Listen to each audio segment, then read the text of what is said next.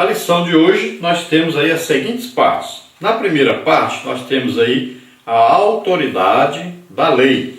Então, tópico 1, a fórmula introdutória do decálogo.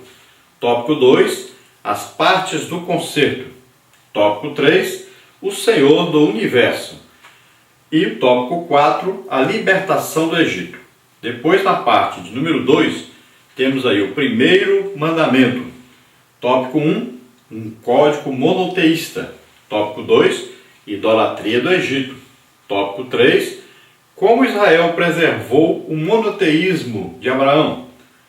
Depois nós temos aí na parte número 3, exegese do primeiro mandamento.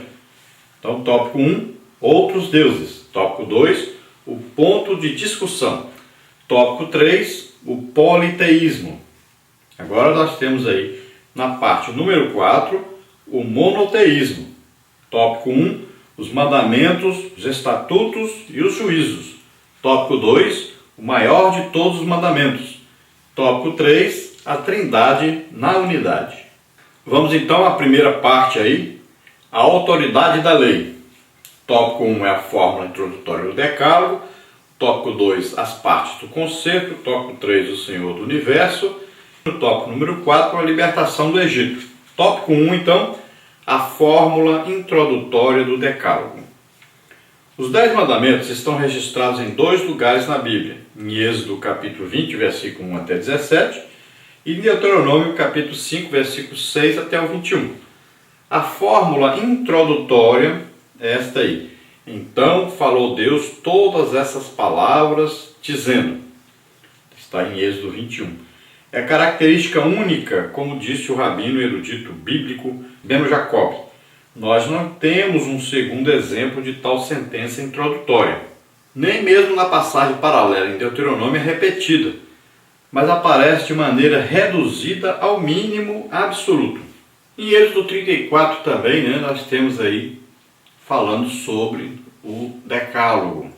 Mas veja bem que a ordem sempre é um pouco diferente e algumas palavras são diferentes.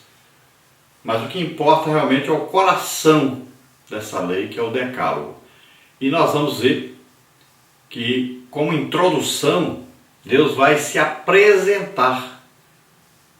Deus vai também justificar por que eles devem servi-lo. Vai demonstrar que ele é um Deus poderoso, vai demonstrar que ele ama os israelitas e vai demonstrar também que ele pode cumprir as promessas que foram feitas na aliança que fez com eles. Ele é o único Deus que pode fazer isso. E veja bem que nenhum outro Deus que as pessoas diziam que existia defendia o seu povo, ou libertava o seu povo da escravidão, ou abençoasse o seu povo, desse presentes ao seu povo, fizesse aliança realmente com o seu povo, e principalmente que falasse pessoalmente com esse povo. Mas esse Deus aqui é o Deus verdadeiro. Ele fala, ele está presente, ele não é uma imaginação dos homens. E eles tinham certeza disso, porque Deus desceu sobre o monte para falar com eles. E eles souberam, tiveram certeza, Deus está aqui. Tanto é que disseram para Moisés, vai falar você com Deus, porque senão nós vamos morrer. Eles realmente tinham certeza que Deus estava presente. Então é um Deus presente, um Deus atuante. Não é uma imaginação dos homens. No tópico 2 nós temos ali as partes do concerto. O prólogo dos 10 mandamentos identifica as partes do concerto do Sinai. Eu sou o Senhor teu Deus, que te tirei da terra do Egito, da casa da servidão. Deuteronômio 5:6, Êxodo 22. Estas palavras são a fonte da autoridade divina da lei e o prefácio de todo o decálogo. É o termo legal de um pacto. De um lado, o próprio Deus, o autor do concerto, e de outro, Israel, o povo a quem Deus escolheu dentre todas as nações.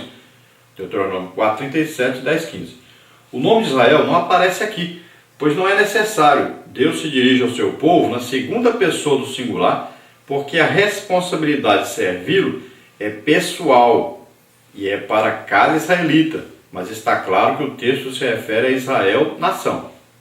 Então veja bem, para se fazer uma aliança, são necessários 2 cabeças de aliança. 2 que vão representar essa aliança. Então, por exemplo, o casamento tem lá o esposo e a esposa. Um homem e uma mulher. Como Deus criou, macho e fêmea. Aí vão se unir num casamento, então vão fazer aliança um com o outro. Aqui a aliança é feita entre Deus e o povo de Israel. O povo de Israel escolhe Moisés para mediar isso, para falar com Deus, e Deus falava com Moisés e Moisés vinha falar com o povo. Mas Deus faz aliança pessoalmente com esse povo. E ele agora começa a usar o singular, não é mais o plural. Antes era vós, né? Era na segunda pessoa do plural. Agora Deus começa a falar no singular, com cada pessoa. É individual agora o tratamento. A aliança tem que ser ratificada, a aliança tem que ser confirmada por cada um dos israelitas. Então Deus está falando pessoalmente com cada um. Então aí a aliança é feita com os 2 cabeças. Moisés representa o povo e Deus está ali presente. E Deus agora vai tratar com cada israelita, para não dizer assim, não, a aliança foi feita lá com Moisés, nós não fizemos não. Então Deus fala com cada um no singular, como se estivesse cara a cara com cada um deles. Porque Deus quer que eles confirmem essa aliança e que eles tenham a noção que a aliança é pessoal, não é uma aliança feita de maneira geral com o povo. Agora Deus está tratando com cada um pessoalmente. Então é as partes do concerto. De um lado Deus, do outro lado o povo de Israel, cada um individualmente.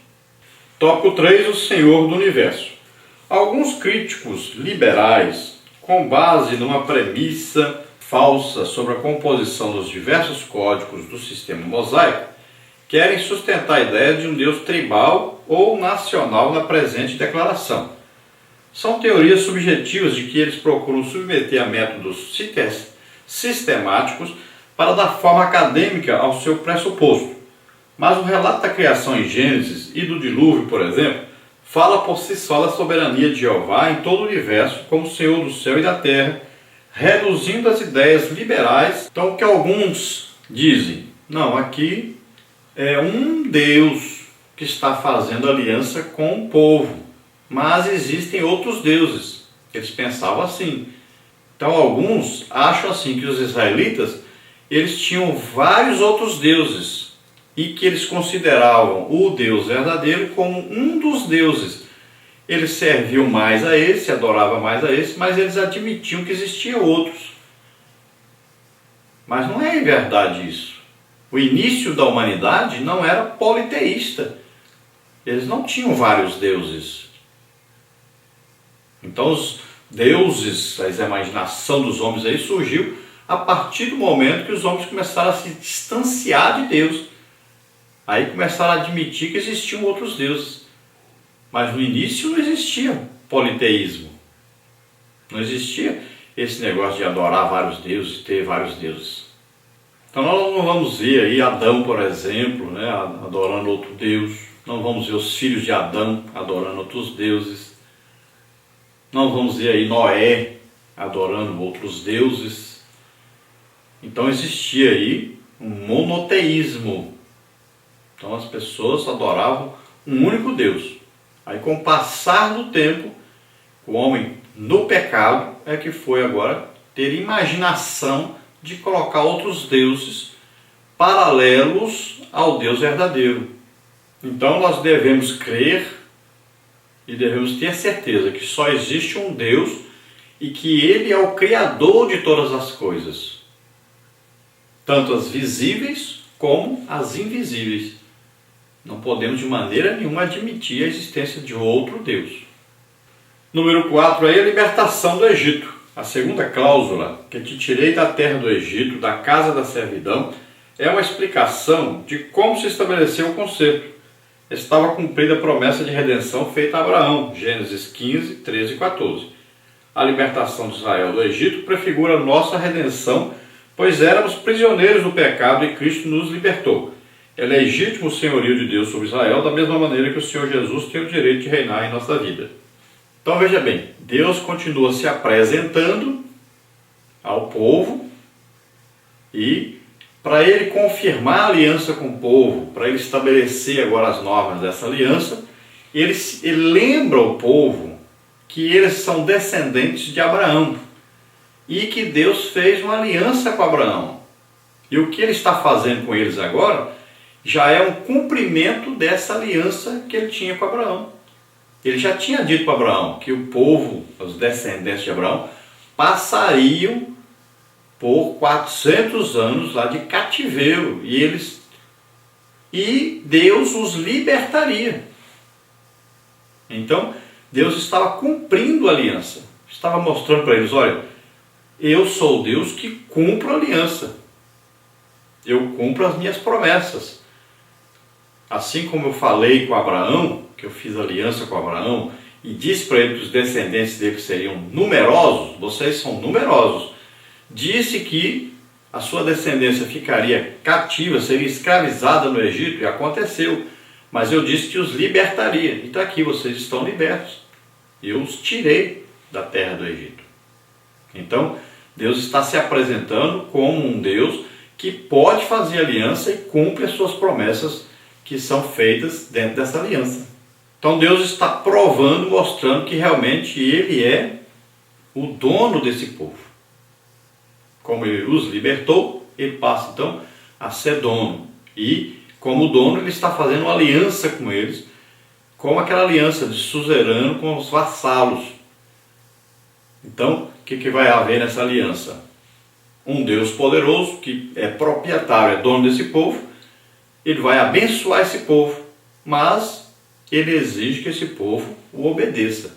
Então, dentro dessa aliança existem normas, existem leis, existem mandamentos a serem obedecidos. Vamos ver agora a parte número 2, o primeiro mandamento. Temos aí tópico 1, um código monoteísta. Tópico 2, a idolatria do Egito. Tópico 3, como Israel preservou o monoteísmo de Abraão. Então vamos ver o tópico 1, um código monoteísta. O pensamento principal do primeiro mandamento abrange a singularidade e a exclusividade de Deus. Esse mandamento é o fundamento da vida em Israel, a base de toda a lei e de toda a Bíblia.